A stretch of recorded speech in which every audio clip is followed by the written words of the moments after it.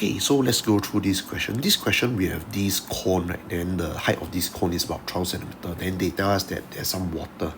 So this water is about 2/3. It's about, the cone is about 2/3 filled with water.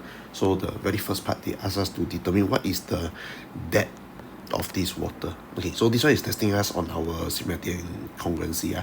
Okay, so whenever we are doing this question, always look out for the two similar triangle. For example, right, the very first similar triangle will be this one, the empty one. So this is the small triangle. Then after that, there's a big triangle, right? So big triangle, this one is the yellow color part. Okay, so since they say 2/3 filled with water, meaning that 1/3 will not be filled with water. And of course, this 1/3 is not related to the height, I mean the length. It's actually related to the volume, meaning the volume of this small cone. So for example, I highlight with green. So there's a cone here. So this is a side view, right? So there's a cone here. So the volume of this small cone is about 1/3 of this big cone right here. So that is the volume, not the length or the area. Okay, so with this out of the way, right, let's do this together. So first, we know that the volume of the cone, small cone, right, is 1/3 that of the big cone. So meaning that how do I actually go back to length? Because I don't know what's the volume. I don't know what's the exact volume of the big cone. I don't know what's the exact volume of the small cone. Right? So 1/3, I can actually make like that. So for example, I write down first. So the small cone, I put V1. The big cone, I put V2. So V1 is 1, V2 is 3, right?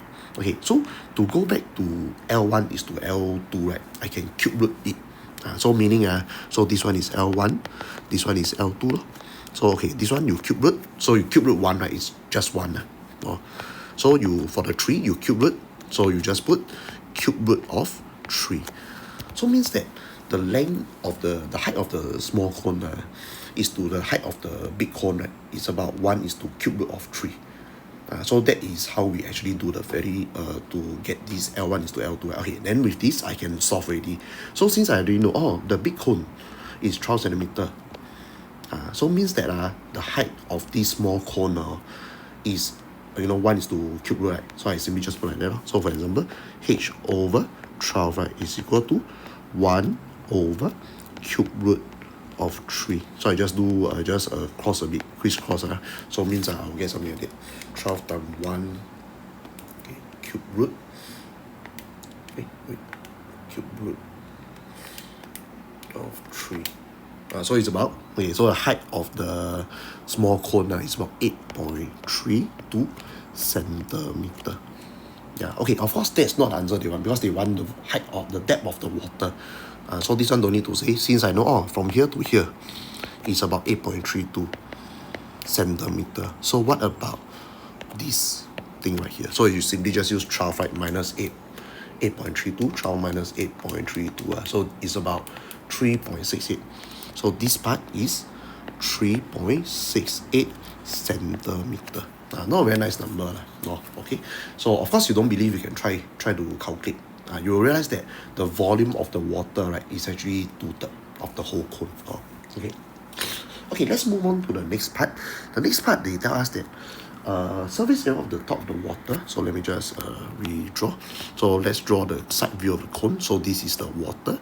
So they say, the surface area of this top of the water, right, is to surface area of the base of the cone, right, is about 1 is to K. So let's determine K together. Okay, so this one is A1, this one is A2.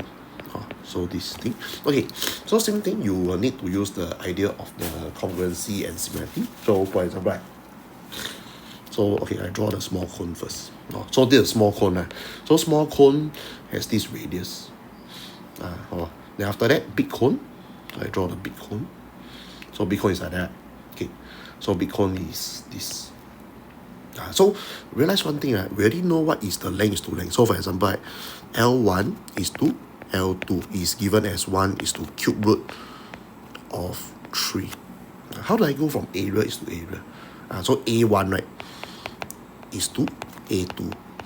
So A1 is to A2, you can actually square. Remember the trick that I teach you during class, right? So it's square. So for example, 1 square is 1. Cube root 3. So just put like that. So cube root of 3, then you put a square. Yeah, so since they tell us to find k, right? Okay, k is not a very nice number, sad to say. So cube root of 3, right? Okay, then you square, you should be able to get 2.08. Just give it to 3SF. So k actually is equal to 2.08. Okay, so that is how you actually solve this question.